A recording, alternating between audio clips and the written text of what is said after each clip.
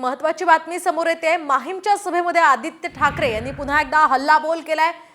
तर मनसे गुजरातच्या भूमिपुत्रांसाठी लढणारा पक्ष असल्याचं त्यांनी म्हटलंय। माहीमच्या सभेत आदित्य ठाकरेंनी मनसेवर हा निशाणा साधलाय। सरवणकरांचं नाव न घेता त्यांनाही त्यांनी इशारा दिलेला आहे।